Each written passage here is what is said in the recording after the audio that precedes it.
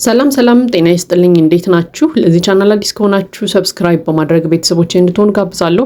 ቪዲዮ ላይክ በማድረግ ጀምሩት። እንዲሁም ቪዲዮን አይታችሁ ጨርሱ የእናንተን ሐሳብ አስተያየት ኮሜንት ላይ አስቀምጡልኝ።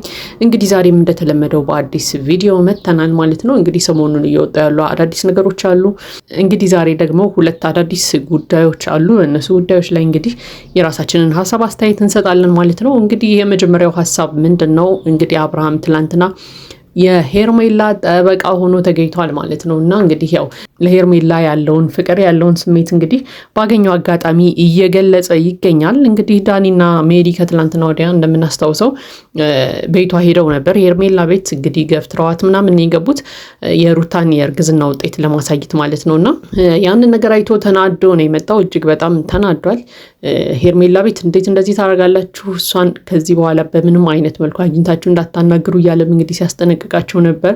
ምክንያቱም በቃ ሄርሜላ የለችበትም፣ ስለ እርግዝናውም ስለምኑም አያገባትም። እሷ ጋር ሄዳችሁ ምንም አይነት ወሬን እንዳታወሩ እያለ እንግዲህ እነ ዳኒንና ሜሪን እንግዲህ ሲያስጠነቅቃቸው አይተናል ማለት ነው። ያው እንግዲህ እውነት ለመናገር ሄርሜላ ይሄ ጉዳይ አይመለከታትም አብርሃም እንዳለው ማለት ነው። ምክንያቱም ይሄ ጉዳይ የአብርሃምና የሩታ ጉዳይ ነው። አብርሃምም ደጋግሞ ሲላቸው የነበረው ምንድነው በቃ ይሄ ጉዳይ የኔና የሩታ ጉዳይ ስለሆነ እናንተ እጃችሁን አታስገቡ፣ ምንም አይመለከታችሁም እያለ ሁላ እንግዲህ ሲናገራቸው ሰምተን ነበር ማለት ነው። በቃ እውነት አለው። ሁለቱ ናቸው ተነጋግረው ችግራቸውን መፍታት ያለባቸው። አብረው ሆኑም አልሆኑም ግን ልጃቸው የሁለቱ እስከሆነ ድረስ ሁለቱ ብቻ ናቸው ይሄ ጉዳይ የሚመለከታቸው። የዳኒና የሜሪ ጣልቃ ገብነት አስፈላጊ ነው ብዬ አላምንም እኔም ብሆን ማለት ነው። ምክንያቱም የሚመለከታቸው ሰዎች ስላልሆኑ ሜሪና ዳኒ የፈለገ ወሬ ቢያወሩ አብርሃምና ሩታ ካላመኑበት ሁለቱ አብረው የሚሆኑበት ነገር አይፈጠርም የሚል ሀሳብ አለ። ለማንኛውም ግን አብርሃም እንግዲህ ሄርሜላን እጅግ በጣም እንደሚወዳት እያሳየ ይገኛል ማለት ነው። በቃ በምንም አይነት መልኩ እሷን እንዳትረብሿት፣ ሰላሟን እንዳትነሱ፣ ጭራሽ ቤቷም እንዳትሄዱ። ከዛም አልፎ እንደውም ምንድነው ሲል የነበረው ቤቷ ሄዳቸው ያደረጋችሁት ነገር ራሱ ወንጀል ነው እያለ ሁላ እንግዲህ ሲያስጠነቅቃቸው ሰምተናል ማለት ነው። ዳኒንና ሜሪን እንግዲህ ዳኒ የሚያው ድርቅ ያለ ሰው ነው ሁሌ እንደምናውቀው ማለት ነው። በቃ ሩታ እርጉዝ ናት፣ ወደ ቤቷ ትመለሳለህ፣ ወደ ሩታ ጋር ትመለሳለህ፣ ይሄ ደግሞ ግዴታ ነው፣ እስካሁን ድረስ ራሱ በጸባይ ያናገርኩ ሩታ ስላለች ነው እያለ ሁላ እንግዲህ ሲፎክር ሰምተናል ማለት ነው። በነገራችን ላይ እንደዚህ አይነት ፉከራዎች፣ እንደዚህ አይነት ጩኸቶች በሩታና በአብርሃም መካከል ያሉ ክፍተቶችን የባሰ እያሰፏቸው ልክ ውስጥ እያስገቧቸው እያለያዩቸው ይሄዳሉ እንጂ በተአምር ሁለቱ የሚቀራረቡበትን መንገድ ሊፈጥሩላቸው አይችሉም። በዚሁ ከቀጠሉ ዳኒና ሜሪ አብርሃምን በግድ አስገድደው ወደ ሩታ ጋር ለመመለስ እያሰቡ የሚቀጥሉ ከሆነ እንደውም አብርሃም የባሰ እልክ ውስጥ እየገባ ነው የሚሄደው። ሄርሜላ ጋር ባይሆን ራሱ ሩታ ጋር የመመለስ እድል ግን አይኖረውም። ስለዚህ ማንንም ማስገደድ አይችልም። እውነት ለመናገር ሁሉም የየራሱን ኑሮ ነው የሚኖረው። አብርሃም የፈለገውን ኑሮ የመኖር መብት አለው። አስገድዳችሁ ሩታ ጋር ልታኖሩት አትችሉም። አስገድዳችሁ ሩታ ጋር አኖራችሁት ብንል ራሱ ለሩታ ምንም አይጠቅማትም። በቃ ፍቅር የሌለው ሰው ጋር አብራ እየኖረች ምንም አይጠቅማትም። ሁሉ ጊዜ ጭቅጭቅ፣ ሁሉ ጊዜ ንዝንዝ ነው የሚሆነው። ሰላሟን የባሰ የሚያሳጣትና አንዳንድ ጊዜ የምታደርጓቸውን ነገሮች በማስተዋል ብታደርጓቸውና ተረጋግታችሁ የሁለቱንም ሰዎች ሀሳብ አድምጣችሁ ስሜታቸውን ተረድታችሁ በዛ መልኩ ብትጓዙ መልካም ነው የሚል ሀሳብ አለኝ እንጂ ዳኒ አንተ ስላላስገደድከው አብርሃም የሩታ የሚሆንበት ምክንያት የለም። ሩታን ካልወደዳት ካላፈቀራት ወይ ደግሞ ወደ ልቡ ተመልሶ እንደ ድሮ ይልሁን ብሎ ካላሰበ በስተቀር ማለት ነው። ስለዚህ ማንንም የማስገደድ መብትም ችሎታም የለውም። ግን ደግሞ አብርሃም እንዳለው ሄርሜላ ይሄ የእርግዝና ጉዳይ የሚመለከታት ጉዳይ አይደለም። አብርሃም ነው ትልቁ ኃላፊነት ያለበት ሰው። ስለዚህ አብርሃምና ሩታ ነገሮችን ቢጨርሱ፣ ራሳቸው ነገሮችን ቢያመቻቹ መልካም ነው የሚል ሀሳብ አለኝ። ወደ ሁለተኛው ሀሳባችን ስንሄድ ደግሞ እንግዲህ ደስታ ያው ሩታን አገባለሁ እያለ እየፎከረ ነው እንግዲህ እስከዛሬ ድረስ ስለ ሩታ ሁለተኛ ልጅ እርግዝናም የሰጠው አስተያየትም የተናገረውም ነገርም የለም። እንግዲህ እንዳየነው ከሆነ ያው ሽማግሌዎችን ሰብስቦ እንግዲህ ወደ ሩታ ቤት ልኳል ማለት ነው። ወደ ሩታ እናቷ ቤት ማለት ነው። ሩታ ቤት ባለፈው ነበር የላከው፣ አሁን ወደ እናቷ ቤት ነው የላከው። ነገር ግን ሲል እንደሰማነው ምንድነው ያለው? ባለፈው ሩታ መልስ እሰጥሃለሁ ብላኝ ነበረ፣ ግን እስከዛሬ ድረስ ምላሿን አልሰጠችኝም። ነገር ግን ምላሿን ባትሰጠኝም እንኳን ሽማግሌ ወደ ቤተሰቦችሽ እልካለሁ ብዬ ነግሬያት ነበረ። ስለዚህ ዛሬ ልልክ ነው እያለ ነው ማለት ነው። እኔ እንግዲህ ደስታ ጤናው ሁላ ያጠራጥረኛል አንዳንድ ጊዜ። ምክንያቱም ሚስቴ ትሆናለች ያላት ሴት ሳታምንበት ፍቅሩን ሳትቀበለው ከእርሱ ጋር መሆንን እርግጠኛ ሁና ሳትነግረው ቤተሰቦቿ ጋር ሽማግሌ መላክ ማለት ምን ማለት ነው?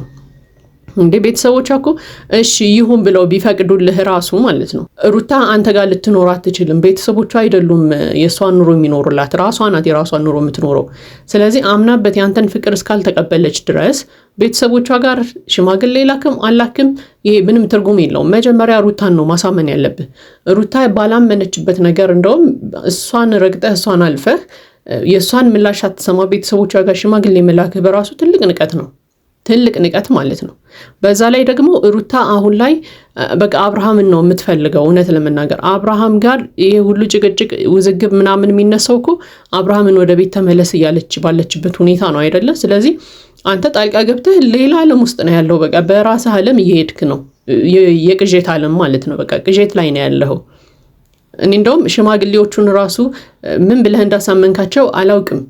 ልጅቷ ሳታምንበት ሳትፈቅድልህ ቤተሰቦቿ ጋር ሽማግሌ ለመላክ ስታሰብ ሽማግሌዎቹ ራሱ እሺ ብለው መስማማታቸው በጣም ነው የሚገርመው።